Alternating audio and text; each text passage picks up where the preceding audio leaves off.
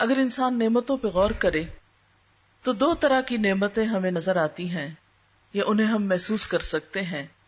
ایک ہماری اپنی ذات کے اندر اور دوسری کائنات کے اندر. وہ ساری نعمتیں جو ڈائریکٹلی یا انڈائریکٹلی ہمارے اوپر اثر انداز ہوتی ہیں، جن سے ہم فائدہ اٹھاتے ہیں. تو پہلی نعمت جو ہم اپنے ہی جسم کے اندر دیکھتے ہیں، اپنی ہی ذات میں دیکھتے ہیں، اسی کے بارے میں سورۃ النحل کی آیت نمبر 78 میں اللہ تعالیٰ فرماتے ہیں وَاللَّهُ أَخْرَجَكُم مِّن بُطُونِ أُمَّهَاتِكُمْ لَا تَعْلَمُونَ شَيْئًا وَجَعَلَ لَكُمُ السَّمْعَ وَالْأَبْصَارَ وَالْأَفْئِدَةَ لَعَلَّكُمْ تَشْكُرُونَ. اور اللہ تعالیٰ نے تمہیں تمہارے ماؤں کے پیٹ سے نکالا جبکہ تم کچھ بھی نہ جانتے تھے، کسی بھی چیز کا علم نہ رکھتے تھے. اس نے تمہارے لیے کان اور آنکھیں اور دل بنائے تاکہ تم شکر گزار بنو. گویا یہ نعمتیں جو جسم کی شکل میں ہمیں ملی ہیں، ان نعمتوں کو نعمت سمجھنا اور پھر اس پر اللہ تعالی کا شکر ادا کرنا، یہ ہم سے مطلوب ہے. اگر ہم غور کریں اپنے ہی اعضاء پر تو ہم دیکھیں گے کہ ایک ایک عضو ہمارے جسم میں کس طرح کام کرتا ہے. مثال کے طور پر دل جو ہمارے اندر دھڑکتا ہے اور ہمارے سارے جسم کو خون سپلائی کرتا ہے، اگر وہ اپنا کام نہ کرے تو ہماری زندگی ہی قائم نہ رہے.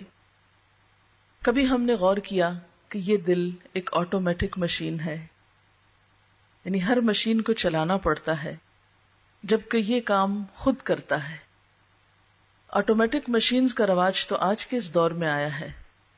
آج کے دور میں انسان کو پتا چلا کہ کچھ مشینیں خود کار بھی ہوتی ہیں، لیکن جب سے انسان پیدا ہوا ہے، ہزاروں سال سے ہر انسان کے سینے کے اندر اس کی زندگی کا سامان دل کی شکل میں رکھا گیا ہے.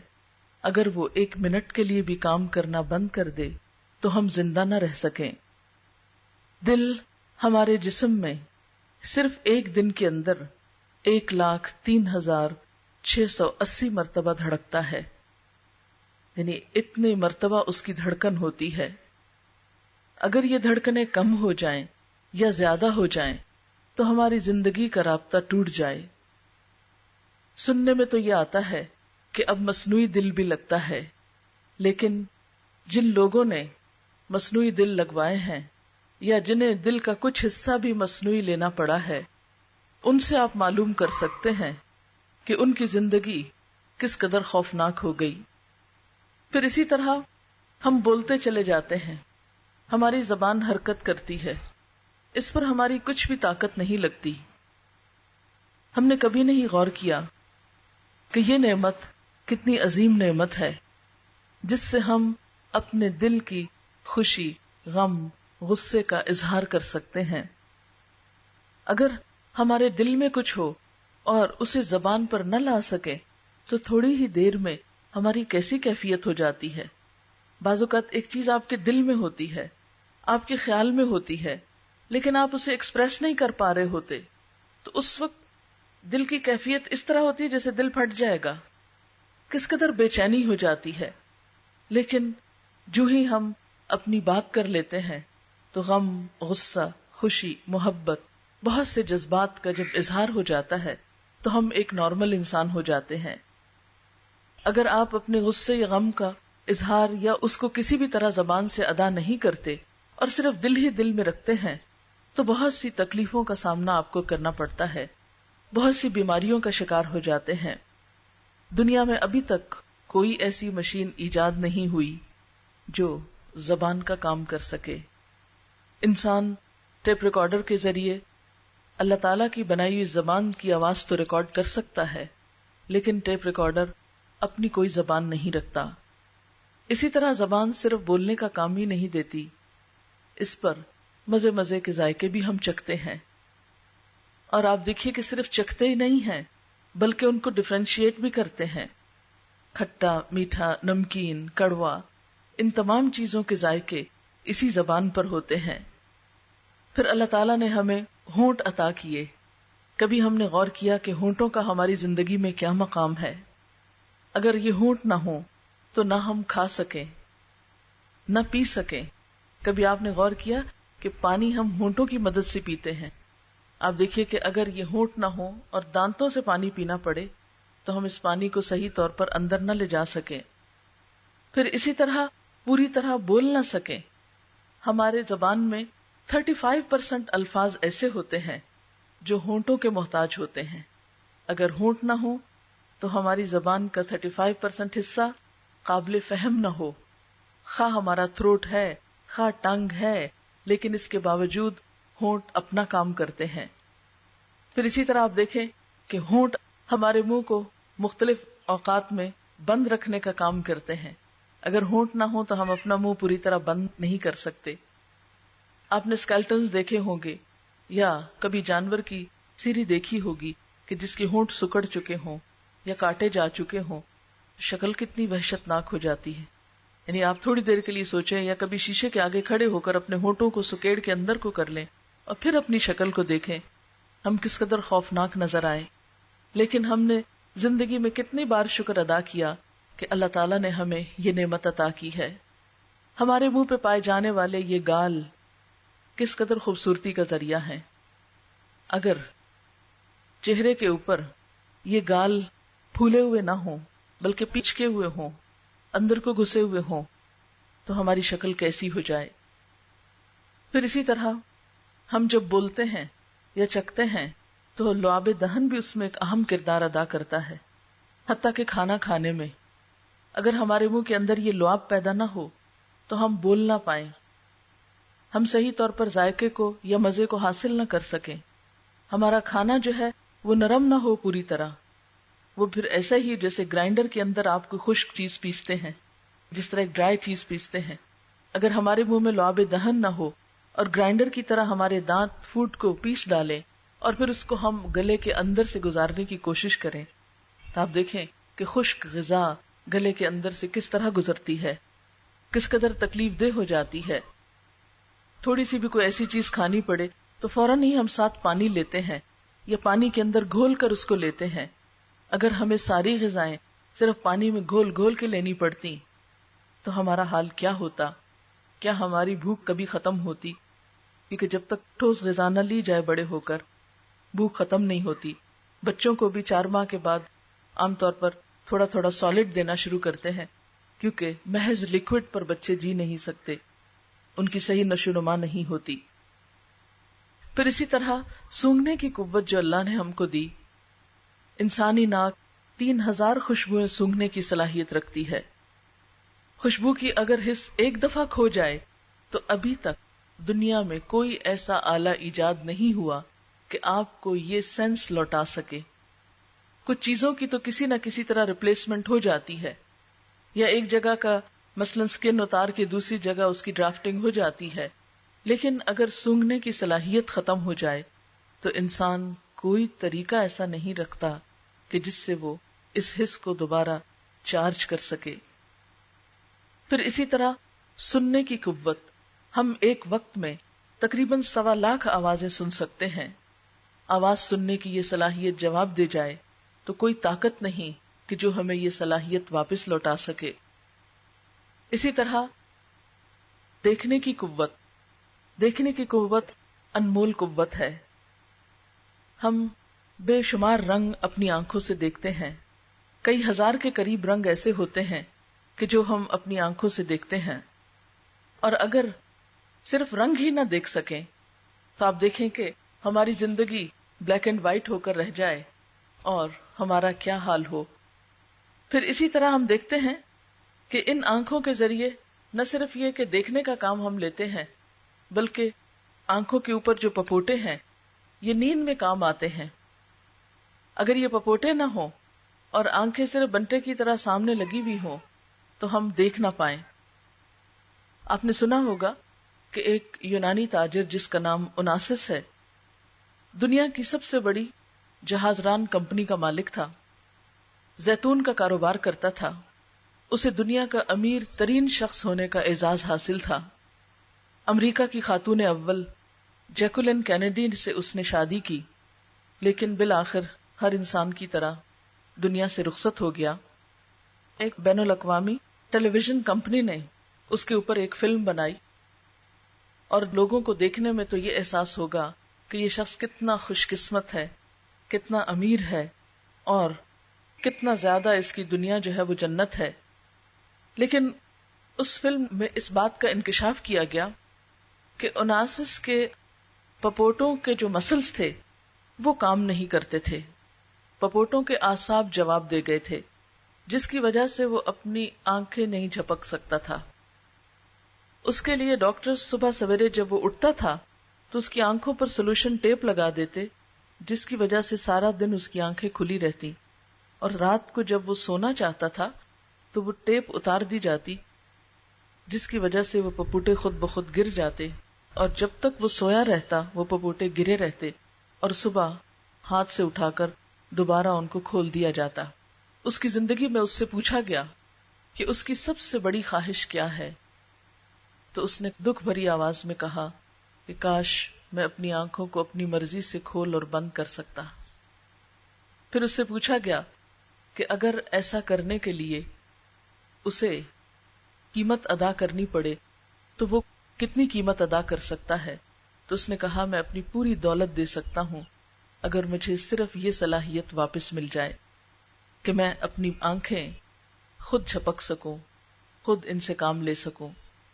اس سے آپ اندازہ لگائیں کہ یہ آنکھیں کھولنے اور بند کرنے کی نعمت جو ہے، ایک دن میں کبھی ہم نے گنا کہ صرف ایک دن میں ہم کتنی بار جھپکتے ہیں اور کتنی بار ان کو کھولتے اور بند کرتے ہیں، اور انسان کا حسن جو ہے وہ ان کے جھپکنے کے ساتھ کس طرح وابستہ ہے.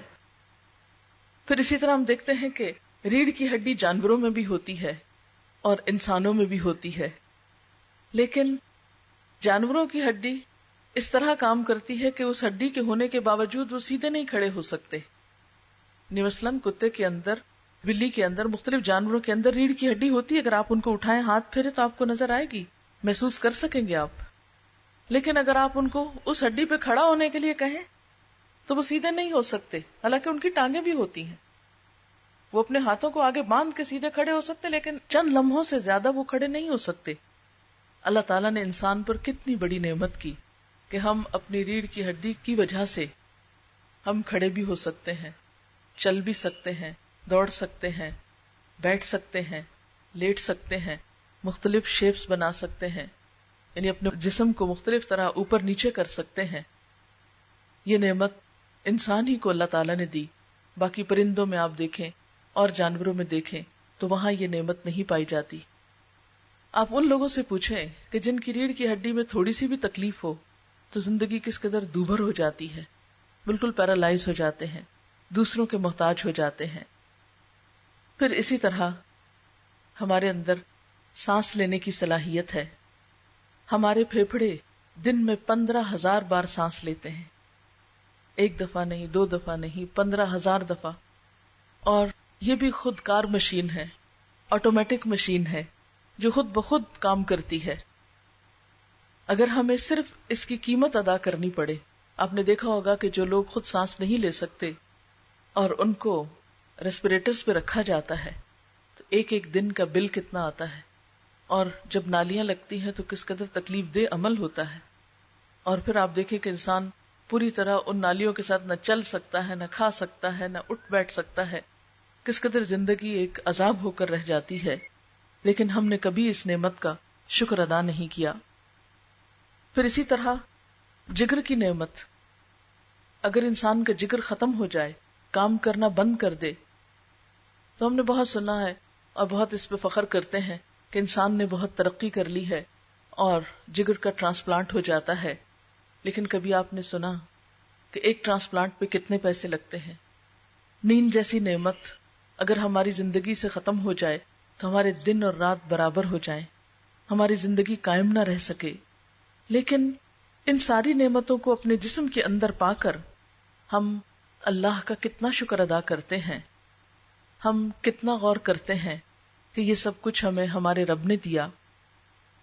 اپنے ہاتھوں پر ہی غور کریں، اگر ان کے اندر موومنٹ کی صلاحیت نہ ہو، اگر ہماری انگلیاں لکڑیوں کی طرح سیدھی کی سیدھی رہ جائیں اور ہم ہاتھوں کو بند نہ کر سکیں تو ہم کتنے کام کر سکتے ہیں؟ نہ ہم لکھ سکیں، نہ ہم کھا سکیں، نہ ہم کچھ پکڑ سکیں. ہم زندگی کے جتنے بھی کام اپنے ہاتھوں سے کرتے ہیں ان میں سے کوئی بھی کام کرنے کے قابل نہ رہیں. پھر اسی طرح اگر ہمارے ہاتھ کا ساری انگلیاں تو کیا صرف ایک انگوٹھا نہ ہو، صرف 4 انگلیاں یہ ہو، ایک انگوٹھا کام نہ کرے، تو آپ دیکھیں کہ کتنے ہم معذور ہو جائیں، کتنی بے بسی ہو. اگر ہمارے انگلیاں بھی ہوں، موومنٹ بھی ہو، سب کچھ ہو، لیکن صرف ان کے اوپر ناخن نہ ہو تو ہمارے 60% کارکردگی کم ہو جائے. یعنی ہمارے ہاتھ تو ہوں لیکن ناخن نہیں، اس کی وجہ سے ہم چیزوں کو مضبوط پکڑ نہیں سکتے، مختلف کام کر نہیں سکتے. پھر اسی طرح اگر ہمارے پاؤں میں نقص آ جائے تو ہماری چال ایک ڈک یا ایک بطخ کی سی بن کر رہ جائے. آپ نے دیکھا ہوگا کہ اس کے بھی پاؤں ہوتے ہیں لیکن جڑے ہوئے ہوتے ہیں آگے سے، صحیح طور پر چل نہیں پاتی. اگر عام انسان کے جسم میں ایسا ہی کوئی نقص واقع ہو جائے، اس کا چلنا محال ہو جائے. اسی لیے اللہ تعالیٰ فرماتے ہیں واللہ اخرجکم من بطون امہاتکم لا تعلمون شیئا، اللہ نے تمہیں تمہارے ماؤں کے پیٹوں سے نکالا اس حال میں کہ تمہیں کچھ بھی علم نہ تھا، تم تو کچھ بھی نہ جانتے تھے کہ یہ سب کچھ تمہیں ملا ہے. یہ کتنا قیمتی ہے اور یہ سب کچھ کس لیے ملا ہے. وَجَعَلَ لَكُمُ السَّمْعَ وَالْأَبْصَارَ وَالْأَفْئِدَةَ، اس نے تمہارے لیے کان اور آنکھیں اور دل بنائے. لَعَلَّكُمْ تَشْكُرُونَ، تاکہ تم شکر ادا کرو، تم شکر گزار بنو. لیکن دیکھنے کی بات یہ ہے کہ ہم کتنا شکر ادا کرتے ہیں. اللہ تعالیٰ قرآن پاک میں شکوہ کرتے ہیں وَقَلِيلٌ مِّنْ عِبَادِيَ الشَّكُورُ، میرے بندوں میں بہت تھوڑے ہیں جو شکر گزار ہیں. ایک اور جگہ پر فرماتے ہیں قَلِيلًا مَا تَشْكُرُونَ، کتنا تھوڑا تم شکر ادا کرتے ہو. بات یہ ہے کہ ہم تو ایک سانس لینے اور سانس باہر آنے کی نعمت کا ہی شکر ادا نہیں کر سکتے.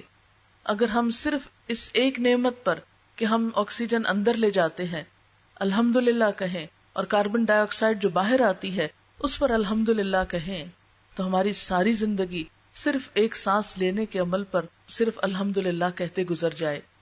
اور اس میں بھی ہم پھر بھی شکر ادا نہیں کر سکتے. کیوں؟ اس لیے کہ رات کو جب ہم سوتے ہیں تو سوتے ہوئے تو ہم سانس لیتے رہتے ہیں مگر اس پر تو الحمدللہ نہیں کہتے. پھر اسی طرح اللہ تعالیٰ نے ہمیں کائنات کی نعمتوں پر غور و فکر کرنے کے لیے کہا. فرمایا وَآیَةٌ لَهُمُ الْأَرْضُ الْمَيْتَةُ، ان کے لیے یہ مردہ زمین ایک نشانی ہے. أَحْيَيْنَاهَا، ہم نے اس کو زندہ کیا. وَأَخْرَجْنَا مِنْهَا حَبًّا، اس میں سے ہم نے دانے نکالے. فَمِنْهُ يَأْكُلُونَ، تو اس میں سے وہ کھاتے ہیں.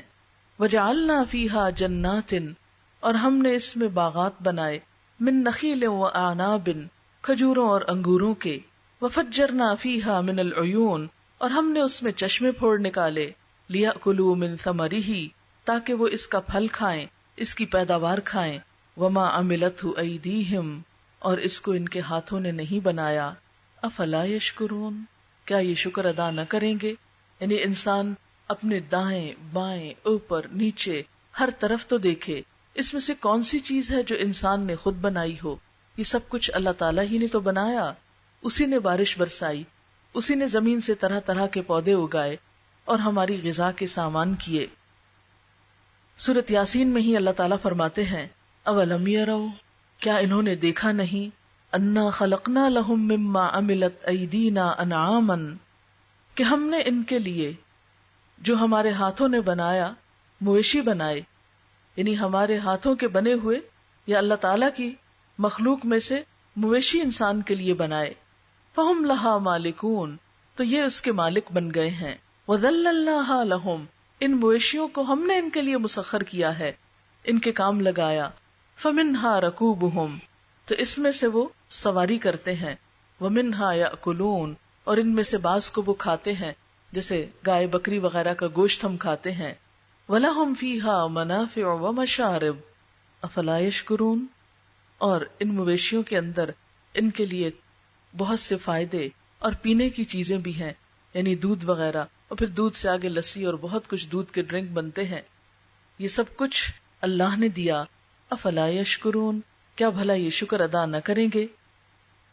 پھر اسی طرح ایک اور آیت میں فرمایا اللہ الذی خلق السماوات والارض، اللہ ہی وہ ذات ہے جس نے آسمان و زمین بنائے، وانزل من السماء ماء، اور اس نے آسمان سے پانی اتارا، فاخرج به من الثمرات رزقا لکم، پھر اس پانی کے ذریعے تمہارے لیے زمین میں سے رزق پیدا کیا پھلوں کی شکل میں، وسخر لکم الفلک، تمہارے لیے کشتیوں کو مسخر کیا.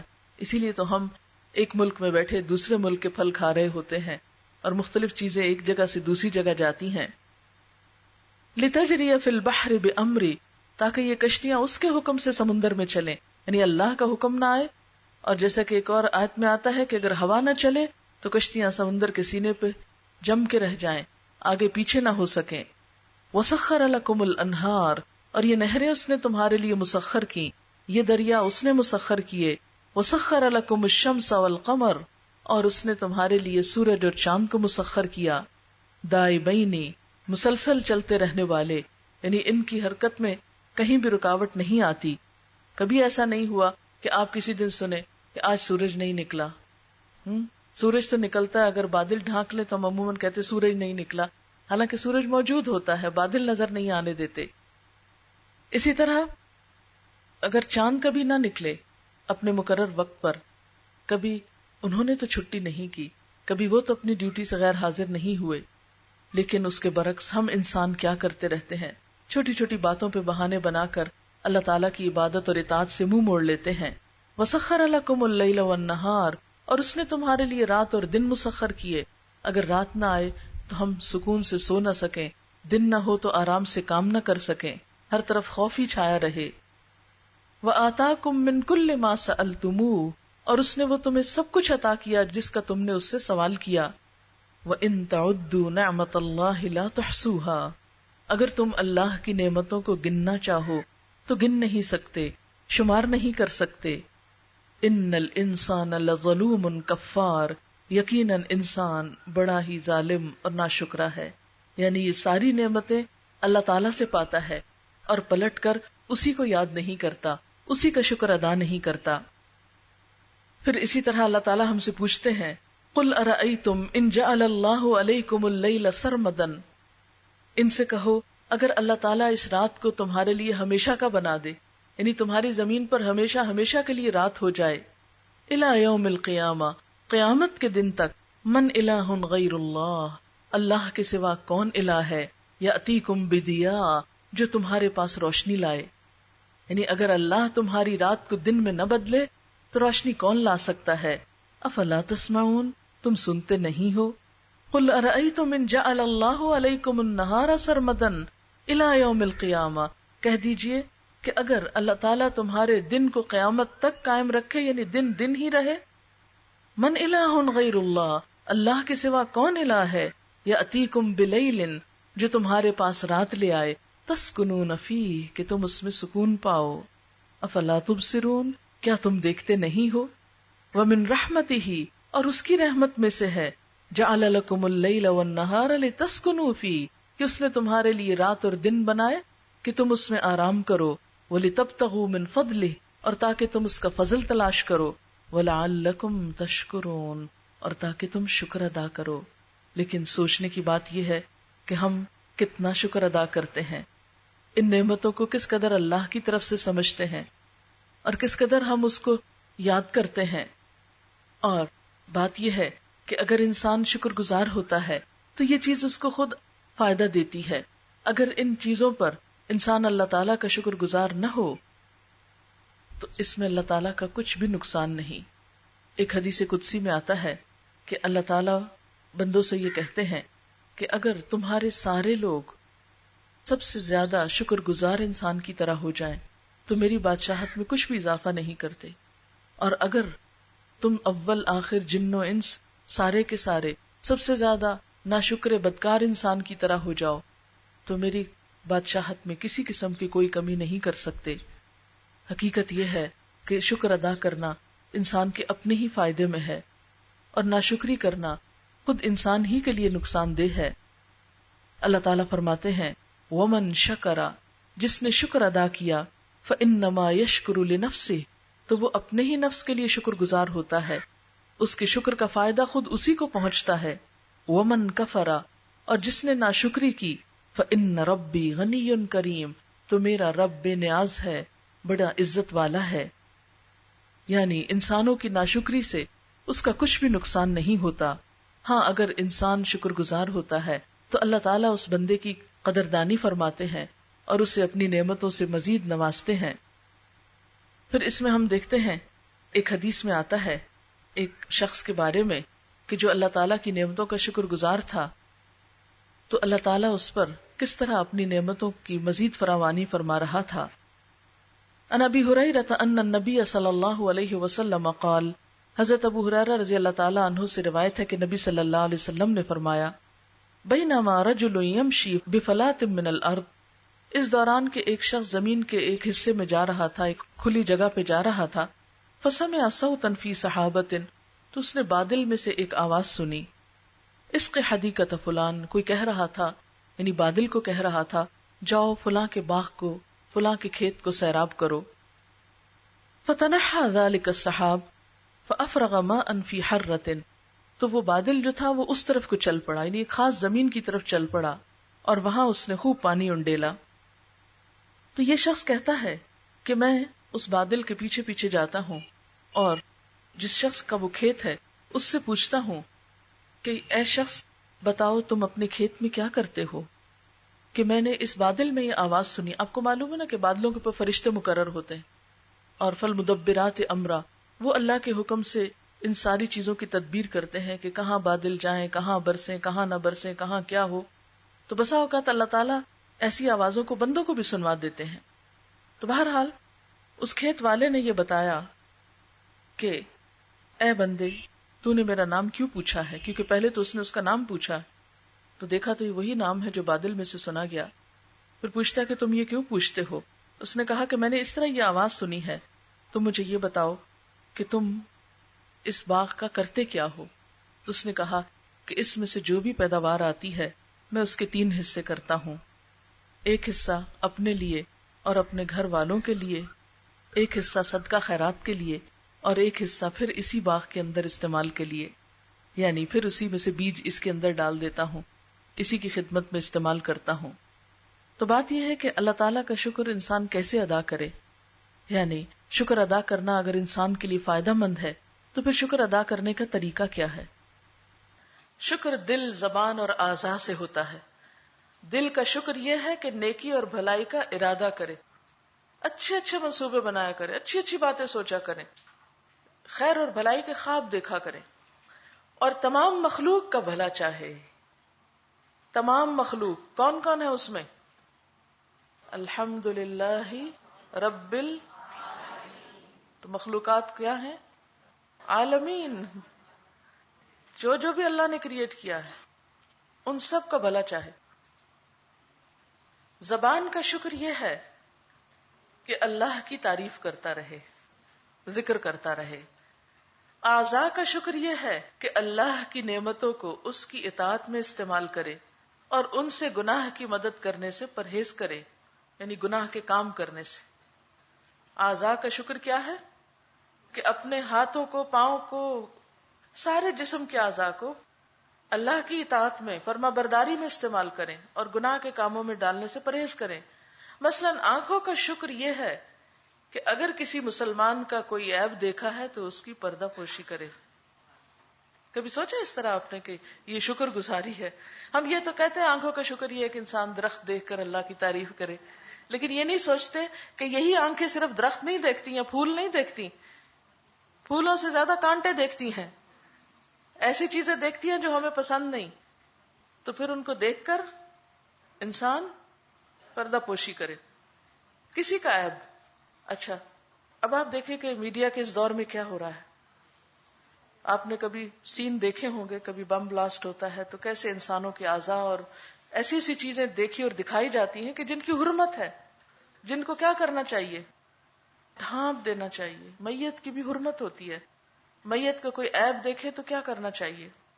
کسی سے بھی ذکر نہیں کرنا چاہیے، بیان ہی نہیں کرنا، منہ کھولنا ہی نہیں چاہیے. کانوں کا شکر یہ ہے کہ لوگوں کے جو عیب سنے ہیں ان کی پردہ پوشی کرے. بعض اوقات آپ دیکھتے نہیں کسی کا کچھ، لیکن لوگ آپ کو طرح طرح کی خبریں سناتے رہتے ہیں. اب کیا کرے؟ صرف ایک کان استعمال کرے اور پھر اس سے بھی اندر نہ ٹھہرنے دے، دوسرے سے نکالے اور اپنے کام میں لگ جائے. یعنی منہ تک اٹکنے نہ دے، ادھر سے جا کے یہاں نہ رہے، ادھر سے نکلے. زبان کا شکر یہ ہے کہ اللہ کی مشیت پر خوش ہونے کا اظہار کرے کہ اگر کوئی چیز مرضی کی ہو گئی تب بھی، اور اگر مرضی کے خلاف ہوئی تو کیا کہا؟ میرے رب نے ایسا ہی چاہا تھا، میں اس پر راضی، یہ میرے رب کا فیصلہ تھا. لیکن کتنے لوگ ہیں کہ جو رب کے فیصلوں کو ایکسپٹ کریں، اور جب ایکسپٹ نہیں کرتے تو نتیجہ کیا ہوتا ہے؟ خود ہی کڑتے رہتے ہیں نا. کڑنے سے کیا حل ہو جاتا ہے مسئلہ؟ کچھ بھی نہیں ہوتا. رسول اللہ صلی اللہ علیہ وسلم نے فرمایا، اللہ کی نعمت کو بیان کرنا شکر ہے اور اس کا ترک کرنا کفر ہے. بیان کیا گیا کہ انصار کے 2 آدمی آپس میں ملے، ایک دوسرے سے ملاقات کی. ایک نے اپنے ساتھی سے کہا کیا حال ہے؟ اس نے کہا الحمدللہ. تو نبی صلی اللہ علیہ وسلم نے فرمایا اسی طرح کہا کرو. یعنی کوئی حال پوچھے تو جواب میں الحمدللہ، اور یہ سنت ہے. بیان کیا گیا کہ ایک آدمی نے حضرت عمر بن خطاب رضی اللہ عنہ کو سلام کیا، آپ نے اسے جواب دیا، پھر کہا کیا حال ہے؟ اس نے کہا میں اللہ کا شکر ادا کرتا ہوں. تو حضرت عمر نے کہا میں یہی چاہتا تھا کہ تم یہی کہو. سلف ایک دوسرے سے حال پوچھا کرتے تھے اور مقصد ان کا اللہ کا شکر ادا کرنا ہوتا تھا. دوسرے کا حال ہی نہیں معلوم کرنا، بلکہ آپ کسی کا حال کیوں پوچھتے ہیں؟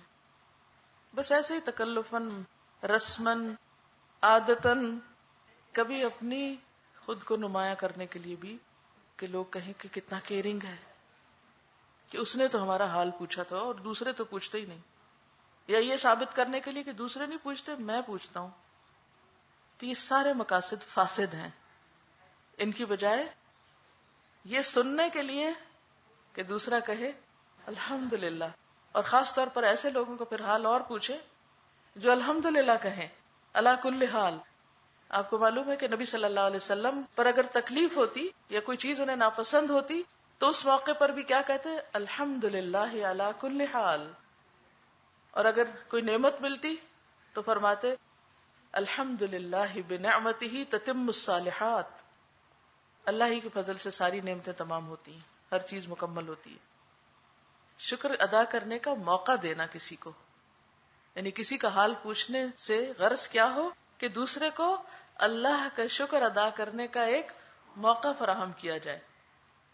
حضرت ابو عبد الرحمن حبلی انہوں نے کہا جب کوئی آدمی کسی کو سلام کہتا ہے اور اس سے پوچھتا ہے کیا حال ہے اور دوسرا جواب دیتا ہے میں تیرے سامنے اللہ کی شکر گزاری کرتا ہوں، تو بائیں طرف والا فرشتہ دائیں طرف والے سے کہتا ہے تو اس کو کس طرح لکھے گا؟ آپس میں بھی ایک دوسرے سے پوچھتے ہیں، جب کام کر رہے ہوتے ہیں نا 2 لوگ مل کے، تو ایک دوسرے سے پوچھتے اچھا تم کیسے کر رہے ہو، تم کیسے کر رہے ہو؟ وہ کہتا ہے میں اس کو حمد کرنے والوں میں لکھوں گا، شاکرین میں لکھوں گا، اللہ کی تعریف کرنے والوں میں لکھوں گا. ابو عبداللہ سے جب پوچھا جاتا تمہارا کیا حال ہے تو وہ کہتے میں تیرے سامنے اور اللہ کی ساری مخلوق کے سامنے اس کا شکر ادا کرتا ہوں. اب ویرائٹی ہے نا، جس کے دل میں جتنا شکر ہوگا، جیسا ہوگا، وہ اتنے ہی خوبصورت لفظ بول کے اتنے ہی محبت بھرے انداز میں اللہ کا شکر ادا کرے گا. پھر انسان کائنات میں غور و فکر کرے، اللہ کی نعمتوں کو دیکھے، آنکھ کھولے، چڑھتے سورج کو دیکھے، آسمان کو دیکھے، پرندوں کو دیکھے، اپنے جسم کی نعمتوں کو دیکھے، اور پھر ان نعمتوں کو اللہ کی عنایت سمجھے، اللہ کی طرف سے سمجھے. ان نعمتوں کا پیدا کرنے والا، ان کو قائم رکھنے والا اللہ ہی کی ذات کو سمجھے. گویا اللہ کی پہچان ان نعمتوں کے ذریعے، اس کی کائنات کی نشانیوں کے ذریعے، اور خود اس کی اپنی ذات کے اندر پائی جانے والی چیزوں کے ذریعے. پھر اس کی نعمتوں کا شکر ادا کرنے کا دوسرا طریقہ یہ ہے کہ انسان ان نعمتوں کو اسی کام میں لگائے جس کام میں لگانا اللہ تعالیٰ کو پسند ہے. مثال کے طور پر جس باغ والے کی مثال دی گئی ہے، اس پر اللہ تعالیٰ کا انعام کیوں تھا؟ اس لیے کہ اس کی زندگی ایک بیلنسڈ اور ایک معتدل زندگی تھی. وہ اپنے پیسے کو اپنے ہی کام کاروبار میں پھر لگا رہا تھا جو اس کی دنیا کی ضرورت تھی. وہ اپنے باغ سے نکلنے والی آمدنی سے، پیداوار سے خود بھی فائدہ اٹھا رہا تھا، اپنے گھر والوں، بال بچوں، رشتہ داروں اور انسانوں پر خرچ کر رہا تھا، اور اسی میں سے وہ اللہ کی اس مخلوق پر بھی خرچ کر رہا تھا جو ضرورت مند ہے، محتاج ہے، جن کا حصہ اللہ نے دراصل ہمارے مال میں رکھ دیا ہے۔ تو یہ شکر ادا کرنے کا ایک بہترین طریقہ ہے کہ انسان جس نے نعمت دی اس کے نام پر بھی خرچ کرے، اس کے حکم کے مطابق بھی خرچ کرے، یعنی اپنی ذات پر، اور پھر دنیا کا حصہ بھی نہ بھولے، کیونکہ جس دنیا میں انسان رہتا ہے اگر اس کے لیے خرچ نہیں کرتا تو اس دنیا سے مزید وہ پھر حاصل نہیں کر سکتا۔ مثلا اگر کوئی پیسہ انویسٹ نہیں کرتا تو بزنس کیسے کر سکتا ہے؟ اگر کوئی شخص بیج ڈالتا نہیں تو فصل نکل کیسے سکتی؟ پانی نہیں لگاتا تو فصل کیسے نکل سکتی؟ اس لیے دنیا میں بھی خرچ کرنا، دنیا کی ضروریات پر خرچ کرنا، تاکہ انسان اپنی زندگی کو ایک آسان طریقے سے، بہتر طریقے سے بسر کر سکے، یہ بھی اللہ تعالیٰ کا شکر ادا کرنا ہے۔ پھر یہ کہ ان نعمتوں کو اس کی پسند کے مطابق خرچ کرے جس نے ہمیں یہ نعمتیں عطا کی ہیں۔ اب دیکھیے کہ مثلاً اس نے ہمیں آنکھیں عطا کی، تو ہم اپنی آنکھوں کو اللہ کی نافرمانی کے کاموں میں استعمال نہ کریں۔ اس نے ہمیں زبان دی، ہم اپنی زبان کو اللہ کی نافرمانی کے بول میں استعمال نہ کریں۔ اس نے ہمیں سننے کی طاقت دی، ہم اس سماعت سے اللہ کی نافرمانی کی چیزیں نہ سنیں، جو چیزیں اس کو ناراض کرنے والی ہیں وہ مت سنیں۔ اسی طرح اللہ نے ہمیں دل دیا، اس دل میں حسد، بغض، نفرت، بخل اور ایسے جذبات نہ رکھیں کہ جس سے اللہ کی ناراضگی آتی ہو۔ پھر اسی طرح اس دل میں اللہ کی محبت ہو، اللہ کی یاد ہو، اور نہ صرف یہ کہ پھر دل میں یاد ہو بلکہ شکر ادا کرنے کا ایک طریقہ ذکر بھی ہے۔ یعنی پہلا درجہ فکر کا ہے، غور و فکر کا، دوسرا درجہ ذکر کا ہے، اور تیسرا درجہ ان نعمتوں کو اللہ کی راہ میں استعمال کرنے کا ہے۔ جو شخص ان نعمتوں کو بہترین طریقے پر استعمال کرتا ہے اور ان کا حق دیتا ہے، اللہ تعالیٰ اس سے راضی ہوتا ہے۔ اور اگر کوئی شخص ان نعمتوں کو اللہ کی مرضی کے مطابق استعمال نہیں کرتا اور اللہ کی مخلوق پر اور مخلوق کے فائدے پر استعمال نہیں کرتا بلکہ ان نعمتوں کو ضائع کرتا ہے، تو وہ ان کی ناقدری اور ناشکری کرتا ہے۔ نعمتوں کی ناقدری کیا ہے، ناشکری کیا ہے؟ اس میں ایک بات تو یہ آتی ہے کہ انسان ان نعمتوں کو اللہ کی نافرمانی میں استعمال کرے۔ پھر اسی طرح ناشکری کا ایک طریقہ یہ بھی ہے کہ ان نعمتوں کو ضائع کر دے۔ آپ دیکھیں کہ ہم بہت سی نعمتوں کو ضائع بھی کرتے ہیں۔ مثلا کھانا کھائیں، جو اللہ نے آپ کو رزق دیا ہے اس کو شکر کر کے کھائیں، اللہ کا نام لے کر کھائیں، کھانے کے بعد اللہ کا نام لیں، اور اس کے ساتھ ساتھ اس کو ضائع نہ کریں۔ بہت سے لوگوں کو یہ دیکھا گیا ہے کہ کچھ کھائیں گے اور کچھ ویسٹ کر دیں گے۔ تھوڑا سا پانی پیا باقی گرا دیا، تھوڑا سا دودھ پیا باقی نالی میں بہا دیا، اسی طرح کچھ کھانا کھایا اور کچھ بن میں جا پھینکا۔ ایک سروے کے مطابق ایک بڑی مقدار ہمارے ملک میں کھانے کی جو ہے وہ صرف ضائع ہوتی ہے، یعنی کھیت سے اٹھنے سے لے کر آپ دیکھیں کہ ہمارے ملک میں ابھی تک ایسے انتظامات نہیں کہ ہم جو کچھ ہماری زمینیں اگاتی ہیں اس کو واقعی ہم سنبھال بھی سکیں۔ آپ اگر مثلاً کینو کے موسم میں ایسے علاقوں میں جائیں جہاں کینو اگتے ہیں تو سڑکوں کے کنارے آپ کو گلے سڑے کینو کے ڈھیر نظر آئیں گے۔ کیوں؟ اس لیے کہ ان کو وہاں سے فیکٹری تک لے جانے، مارکیٹ تک لے جانے کا کوئی انتظام نہیں ہوتا۔ وہ لگتے ہیں، تیار ہوتے ہیں، اس پر محنت ہوتی ہے اور پھر وہ وہیں پر گل سڑ کر ختم ہو جاتے ہیں۔ اسی طرح آم کے موسم میں جب آندھیاں آتی ہیں اور آم گر جاتا ہے تو بہت سا پھل ضائع ہو جاتا ہے۔ اس کو صحیح طور پر استعمال کرنے کا ہمیں طریقہ نہیں آتا، صرف اپنی کاہلی، لا علمی، نا تجربہ کاری کی بنا پر ہم بہت سی غذاؤں کو ضائع کر دیتے ہیں۔ پھر اسی طرح جب مختلف چیزیں تیار کی جا رہی ہوتی، پکانے کے دوران آپ دیکھیں کہ مثلاً ہم خواتین ایک روٹی ہی پکاتی ہیں تو اس میں بھی آپ نے دیکھا ہوگا کہ کس قدر آٹا ضائع کرتی ہیں۔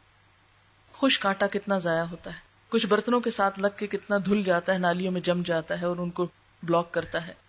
کچھ جو ہے وہ جلا کے خراب کر دیتے ہیں، کچھ پھر یہ ہے کہ کھانے میں اس کو کچھ کھاتے ہیں اور کچھ کنارے اتار کے پھینک دیتے ہیں، اور وہ نہ جانوروں کے کام آتے ہیں نہ کسی اور کے، وہ واپس ویسٹ میں یا بن میں چلے جاتے ہیں۔ یہ بھی نعمتوں کی ناقدری ہے، ناشکری ہے۔ اسی طرح پہننے میں، اسی طرح مثلاً بجلی ہے، پانی کا استعمال ہے، یہ بھی اللہ کی نعمتوں میں بہت بڑی نعمتیں ہیں، لیکن ہم بسا اوقات ان کی بھی قدر نہیں کرتے۔ دن میں بعض اوقات لائٹیں جلتی رہتی ہیں، ہمیں پرواہ نہیں ہوتی، ہم کہتے ہیں لو اتنی بھی کیا کنجوسی، دے دیں گے بل جو آئے گا۔ اسی طرح کمرے میں خود موجود نہیں ہے، پنکھا چل رہا ہے، لائٹ جل رہی ہے، یہ چھوٹی چھوٹی نعمتیں ہیں کہ جن کا بعض اوقات ہم یہ سوچ کر کہ کون سا ہماری جیب سے جاتا ہے۔ اسی طرح اپنی صلاحیتیں، جسمانی طاقتیں، ذہنی قوتیں، ذہنی صلاحیتیں، ان کو بھی ہم اللہ تعالیٰ کے شکر گزاری میں کتنا استعمال کرتے ہیں۔ مثلاً اللہ نے ہمیں زبان دی، ہم دنیا بھر کی باتیں کرتے ہیں، اللہ کا ذکر کتنا کرتے ہیں، ہماری زبان پر اللہ کی تسبیح کتنی ہوتی ہے۔ ہم دنیا بھر کی باتیں کرتے ہوئے نہیں تھکتے، تھوڑی دیر کے لیے اگر ہمیں قرآن پاک پڑھنا پڑ جائے تو ہم کہتے ہیں ہمارے سر میں درد ہو گئی، ہمیں نیند آ گئی، ہم تھک گئے۔ پھر اسی طرح آپ دیکھیں کہ ہم سارا بازار گھوم آتے ہیں، ہم نہیں تھکتے، لیکن نماز پڑھتے ہوئے ہم تھک جاتے ہیں۔ کھڑے ہو کے نہیں پڑھیں گے، بیٹھ کے پڑھیں گے، تھوڑی سی پڑھیں گے اور اس میں کچھ بھی اللہ کو یاد نہیں کریں گے اور کام چلتا کریں گے۔ کیا یہ اللہ کی نعمتوں کی شکر گزاری ہے؟ اللہ تعالیٰ نے سارا دن ہمیں دنیا کے فائدے اٹھانے کے لیے دیا ہے کہ کھاؤ پیو سو جاگو جو چاہو کرو، لیکن 5 وقت دن میں میرے پاس حاضر ہونا ہے۔ لیکن ہم میں سے کتنے لوگ ہیں جو خوشی خوشی اس کے پاس حاضر ہوتے ہیں، جو خوشی خوشی نماز پڑھتے ہوں؟ ہم میں سے بہت سے لوگ مجبوری کے مارے کہ ہائے ہمیں سزا نہ ملے اس لیے فرض پورا کر دیتے ہیں۔ یہ تو محبت کی بات نہیں، یہ تو شکر گزاری نہیں۔ شکر گزاری تو اس طرح ہوتی ہے کہ انسان محسن کے انعام کو، محسن کی نعمت کو خوشی سے لے، اس کی قدردانی کرے اور اس پر زبان سے، دل سے اور اپنے عمل سے اس کا شکریہ ادا کرے۔ اور ہم دیکھتے ہیں کہ کچھ قومیں ایسی تھیں کہ جنہوں نے اللہ تعالیٰ کا جب شکر ادا نہیں کیا تو پھر اللہ تعالیٰ نے ان کے ساتھ کیا معاملہ کیا۔ اس معاملے میں قوم سبا جو ہے وہ ہمارے لیے ایک عبرتناک پیغام اپنے اندر رکھتی ہے۔ اللہ تعالیٰ فرماتے ہیں لَقَدْ كَانَ لِسَبَإٍ فِي مَسْكَنِهِمْ آيَةٌ جَنَّتَانِ عَنْ يَمِينٍ وَشِمَالٍ۔ سبا کے لیے ان کے اپنے مسکن ہی میں ایک نشانی موجود تھی، 2 باغ دائیں اور بائیں۔ کھاؤ اپنے رب کا دیا ہوا رزق اور شکر بجا لاؤ اس کا، ملک ہے عمدہ پاکیزہ اور پروردگار ہے بخشش فرمانے والا۔ مگر وہ منہ موڑ گئے، آخرکار ہم نے ان پر بند توڑ سیلاب بھیج دیا، اور ان کے پچھلے 2 باغوں کی جگہ 2 اور باغ انہیں دیے جن میں کڑوے کسیلے پھل اور جھاؤ کے درخت تھے اور کچھ تھوڑی سی بیریاں تھیں۔ یہ تھا ان کے کفر کا بدلہ، ناشکری کا بدلہ جو ہم نے ان کو دیا۔ یعنی واضح مثال ہے قرآن پاک میں کہ ایک قوم بہت ترقی یافتہ تھی، دنیا کی ہر نعمت ان کے پاس تھی، لیکن ناشکری کرنے کی وجہ سے اللہ تعالیٰ نے وہ نعمتیں چھین لی اور ان کا ہنستا بستا ملک اجڑ کر رہ گیا۔ اور ناشکر انسان کے سوا ایسا بدلہ ہم کسی اور کو نہیں دیتے۔ وَهَلْ نُجَازِي إِلَّا الْكَفُورَ، یعنی یہ جزا ناشکرے کے علاوہ کسی اور کو بھی دی جا سکتی ہے۔